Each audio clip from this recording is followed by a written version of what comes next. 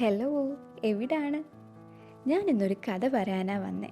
ഞാൻ എങ്ങനെ ആയി എന്നുള്ള കഥ.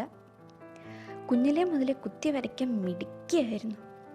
അങ്ങനെ വരച്ച് വരച്ച് വരച്ച് ഞാനൊരു 5ാം ക്ലാസ്സിൽ പഠിക്കുമ്പോൾ ഞാനും കളർ പെൻസിലുമായിട്ട് നല്ല കൂട്ടായിരുന്നു. ഞങ്ങൾ പറക്കുന്ന മലയും ഓടുന്ന വീടും തൊട്ടില്ലാടുന്ന കിളിയും അങ്ങനെ കുറേ വരച്ചിട്ടുണ്ട്. പിന്നെ അങ്ങനെ വരച്ച് വരച്ച് വരച്ച് നടക്കുമ്പോൾ ഒരു 12-ലെത്തിയപ്പോഴാണ് ഞാൻ വാട്ടർ കളറിനെ പരിചയപ്പെടുന്നത്. ഞങ്ങൾ ബെസ്റ്റ് ഫ്രണ്ട്സായി കുറേ ചിത്രങ്ങൾ വരച്ചു. ഇപ്പം ഈ അടുത്തായിട്ടാണ് ഞാൻ ആക്രിലിക്കിനെ കാണുന്നത്. ഞങ്ങൾ പരിചയപ്പെട്ടു, നല്ല കൂട്ടുകാരാണ്.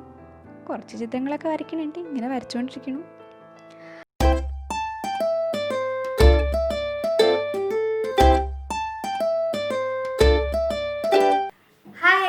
അപ്പോൾ ഇന്ന് ഫ്രണ്ട്ഷിപ്പ് ഡേ സ്പെഷ്യൽ വീഡിയോ ആണ്. അപ്പോൾ എന്തിനിങ്ങനെ ഒരു വീഡിയോ എന്നല്ലേ, ഞാനിപ്പോൾ പെയിൻറ് ചെയ്യുന്നു, വരയ്ക്കുന്നു എന്നൊക്കെ ഉണ്ടെങ്കിൽ, അല്ലെങ്കിൽ യൂട്യൂബ് ചാനൽ തുടങ്ങിയെന്നുണ്ടെങ്കിൽ അവരുടെ ഒരു ഫ്രണ്ട്സിൻ്റെ ഒരു സപ്പോർട്ട് കൊണ്ട് മാത്രമാണ് ഇങ്ങനെ ഒരു ഇത് തുടങ്ങിയതും ഇങ്ങനെ ആയതും ഒക്കെ.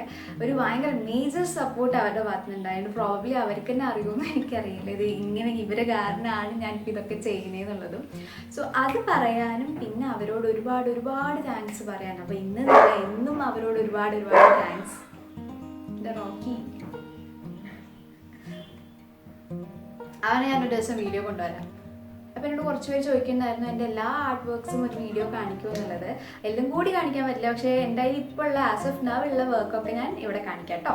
അപ്പം ഇതിനകത്ത് ഞാൻ അതും കൂടി ഇൻക്ലൂഡ് ചെയ്യാം. അപ്പോൾ ഈ ഒരു സൈഡിൽ അല്ലെങ്കിൽ ഈ ഒരു സൈഡിൽ എൻ്റെ ആർട്ട് വർക്ക്സ് ഇങ്ങനെ വന്നുകൊണ്ടിരിക്കും. ഓക്കെ, ഞാനിങ്ങനെ വരച്ച് കൂട്ടാൻ, അതായത് ക്രാഫ്റ്റിൽ നിന്ന് ഡ്രോയിങ്ങിലേക്ക് തിരിയാൻ കാരണം നിക്കിയാണ്. ഇങ്ങനെ കുറേ വരച്ച് കൂട്ടാനുള്ള ഓപ്പർച്യൂണിറ്റി തന്നത് പുള്ളിക്കാരിയാണ്.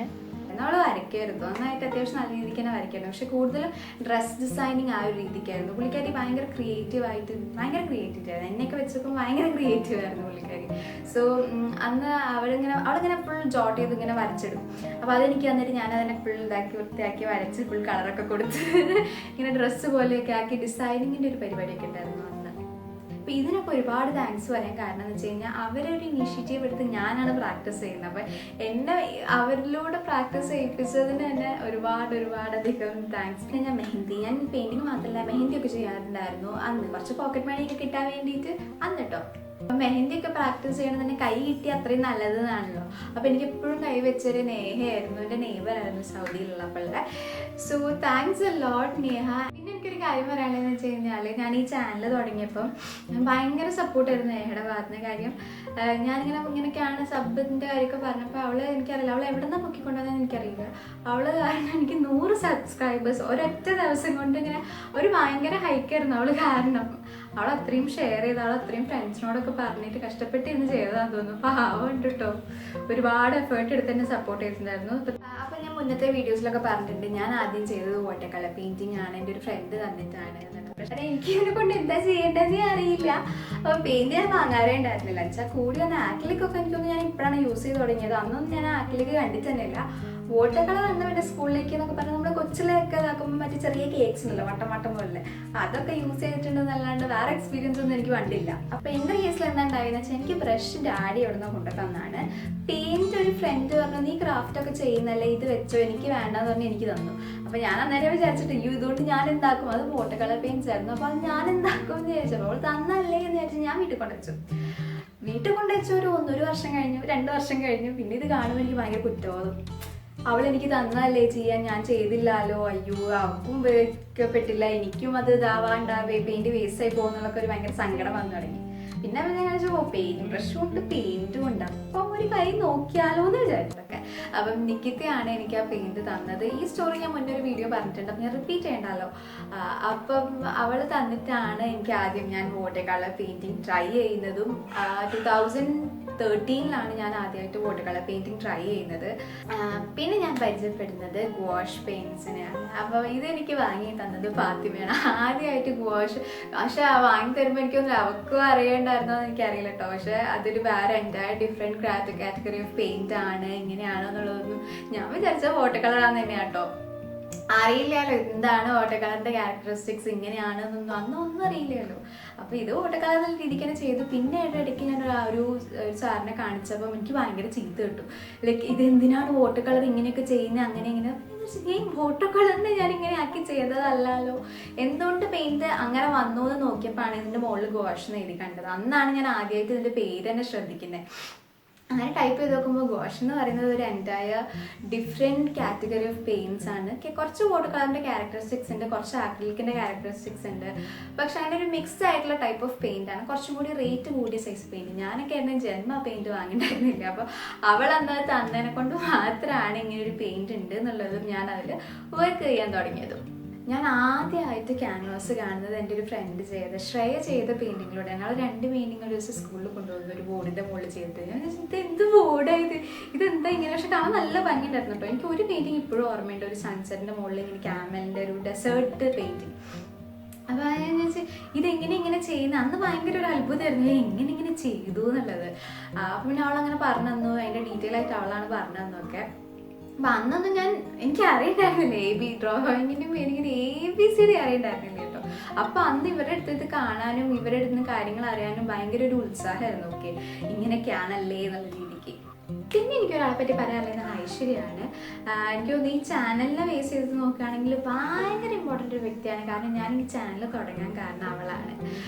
ആക്ച്വലി ഞാൻ ഒറ്റയ്ക്കായിരുന്നില്ല ഈ ചാനൽ തുടങ്ങാൻ പ്ലാൻ ചെയ്തതൊന്നും. അവളും ഞാനും കൂടി ഇരുന്ന് കോളേജിൽ പഠിക്കുന്ന സമയത്ത് ചെയ്യാമെന്നൊക്കെ ആയിരുന്നു പ്ലാൻ ഇട്ടതൊക്കെ. പക്ഷെ പ്ലാൻ ചെറുതായിട്ടൊന്ന് പാളിപ്പോയി.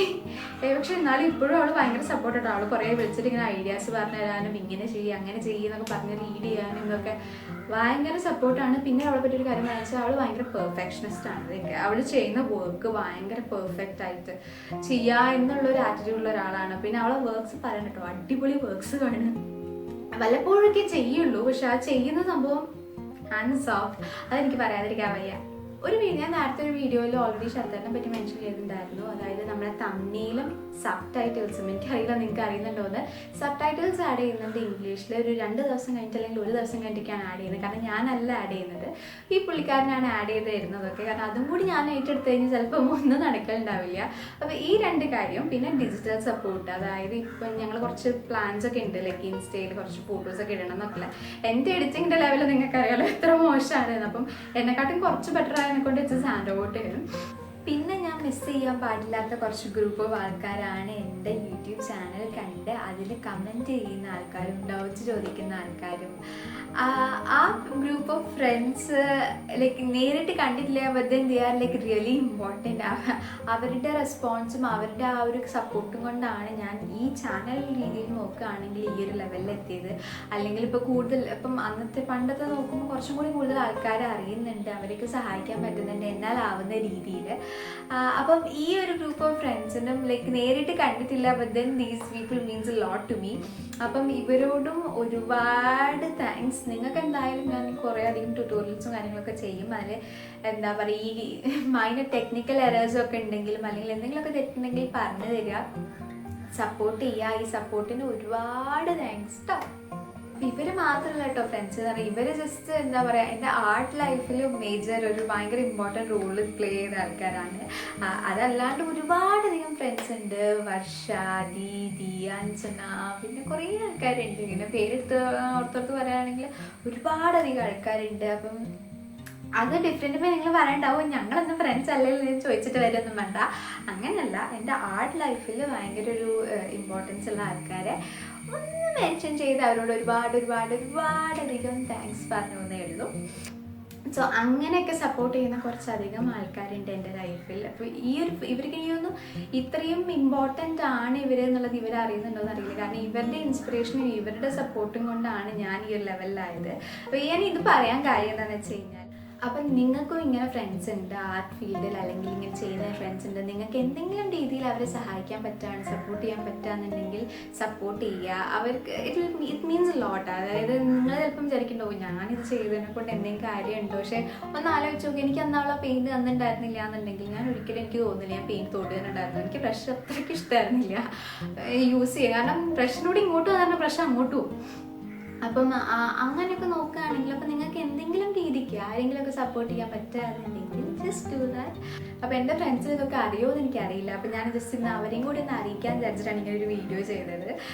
അപ്പം നിങ്ങൾക്കും ഇങ്ങനെ ഫ്രണ്ട്സ് ഉണ്ടെന്നുണ്ടെങ്കിൽ നിങ്ങൾ സപ്പോർട്ട് ചെയ്യുക. അവർക്ക് എന്താ ചെറിയ സപ്പോർട്ട്, ചെറിയത് മതി. നിങ്ങൾ ചിലപ്പം ഒന്നും വേണ്ട, നിങ്ങളൊരു വർക്ക് കണ്ടിട്ട് നല്ലതാണെന്ന് പറഞ്ഞാൽ മതി. ചിലപ്പോൾ that will be their spark. കാരണം അവർ പിന്നെ കൂടുതൽ ചെയ്യാൻ വേണ്ടിയിട്ട് ഇൻസ്പയർ ചെയ്യുക എന്നുള്ളതാണ്. അപ്പോൾ എന്തെങ്കിലും ഇത് ചെയ്യാൻ പറ്റുമെങ്കിൽ ചെയ്ത് കൊടുക്കുക. അപ്പം നമ്മളിവിടെ ഇന്നൊരു വെറൈറ്റി വീഡിയോ ആയിട്ട് വന്നാൽ, ഒരു ചേഞ്ച് ഉള്ളൊരു വീഡിയോ ആയിട്ട് വന്നാണ്. നമ്മൾ ഇന്ന് ട്യൂട്ടോറിയൽസ് ഒക്കെ ചെയ്ത് വരുമ്പം ചിലർ പറഞ്ഞു ഞങ്ങൾക്ക് ചെറുതായിട്ട് ബോറടിക്കുന്നുണ്ടോ സംശയം ഉണ്ടായിരുന്നു. അപ്പം ജസ്റ്റ് ഒന്ന് വെറൈറ്റിക്ക് വേണ്ടി ഒരു വീഡിയോ ചെയ്തതേ ഉള്ളൂ. അപ്പം അടുത്ത വീഡിയോ കാണുമ്പോഴേക്കും ബൈ.